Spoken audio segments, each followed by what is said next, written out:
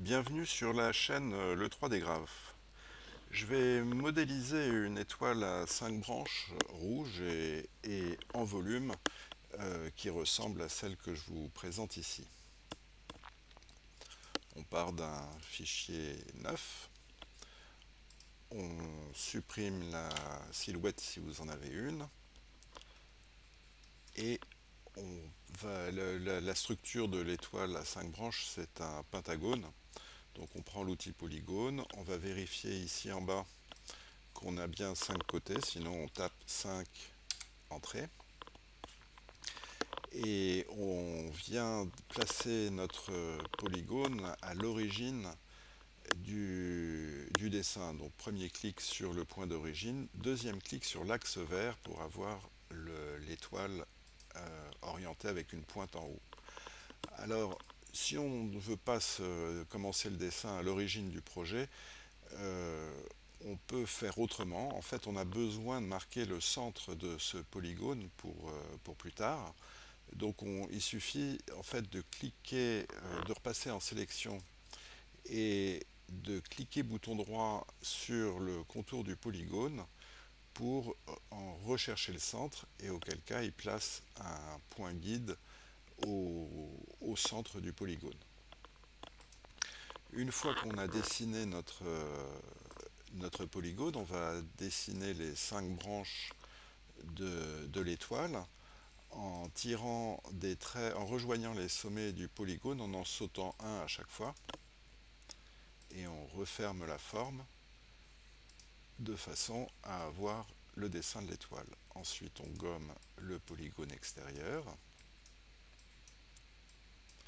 Et puis ici, on va préparer une petite astuce. On va dessiner une ligne qui représente en fait le, au centre de notre étoile. Il s'est dessiné à nouveau un pentagone, cette fois-ci la tête en bas, et on va récupérer ce rayon donc, qui est dessiné ici, et on va le copier au-dessus.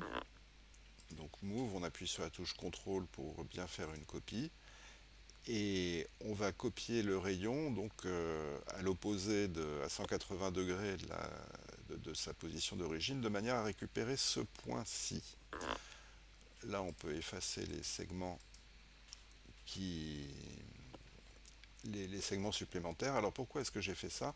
Parce que tout à l'heure on va modifier l'échelle du centre du pentagone avec l'outil échelle, et on va utiliser la symétrie. Et on voit que si on déformait le pentagone avec ce point-là de départ, on aurait un mouvement qui ne serait pas symétrique, et le résultat, c'est qu'on aurait 5 branches différentes. Donc en ajoutant ce petit segment, comme si on avait finalement un polygone à 10 côtés, lorsque l'on demande la sélection par rapport au centre, on a bien en symétrie par rapport au centre, on a bien le centre au centre de notre forme. Voilà, donc on a sélectionné ces 5 côtés plus ce trait, ça nous en fait 7 en fait, parce que ce segment est coupé en deux. Et on va couper tous ces objets-là, on va les réutiliser tout à l'heure. Maintenant, on va se dessiner avec l'outil ligne, on va séparer les branches.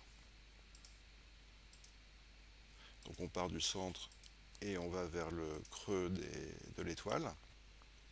Il s'agit maintenant de relever le centre de l'étoile pour créer les différentes facettes.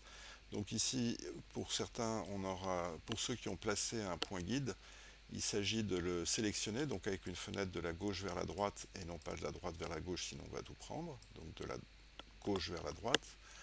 On a bien un point guide qui est sélectionné. On appuie sur la touche supprime et le point guide a disparu.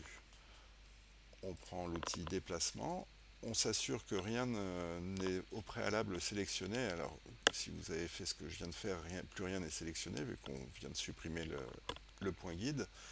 Mais et normalement, quand on passe notre souris sur les objets, ils se sélectionnent.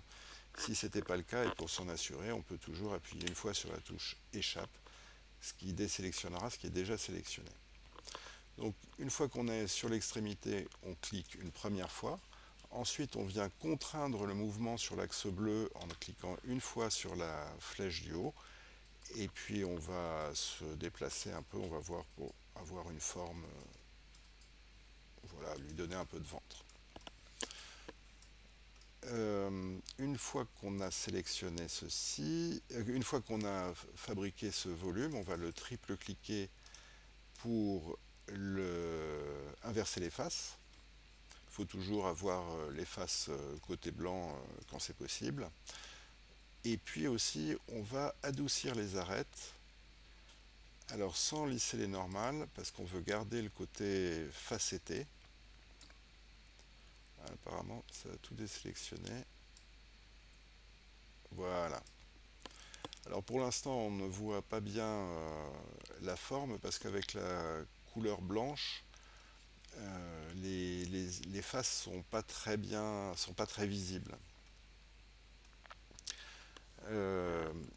Ici, on va fabriquer une face, on va refermer le volume en créant ici une face, et on va coller sur place les éléments qu'on avait supprimés, enfin coupés précédemment.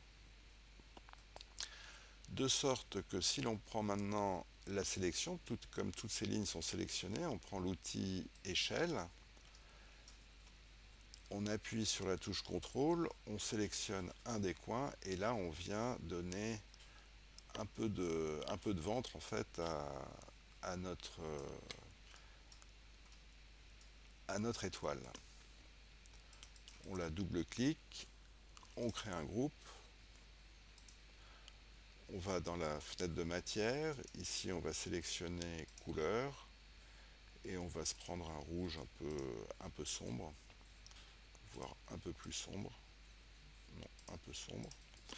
Ensuite on va qu'on applique donc à l'étoile, ensuite on va dans les ombres, dans la fenêtre ombre, là on va activer le soleil, on va se mettre en qualité d'ombre à 50-50 et on va appliquer les ombres sur le sol. On va soulever un petit peu l'étoile avec un move et on clique une fois sur la flèche vers le haut pour créer une petite ombre au sol. On regarde l'image par-dessus et là on vient chercher le meilleur réglage, probablement un peu d'automne. Et là on s'assure qu'on a bien une valeur différente sur chacune des faces de l'étoile, une valeur de rouge différente. Merci d'avoir regardé ce tutoriel et à bientôt peut-être. Si vous voulez suivre mes tutoriels, vous pouvez me rejoindre sur le3dgraph.fr ou visiter ma chaîne YouTube ici même. Au revoir.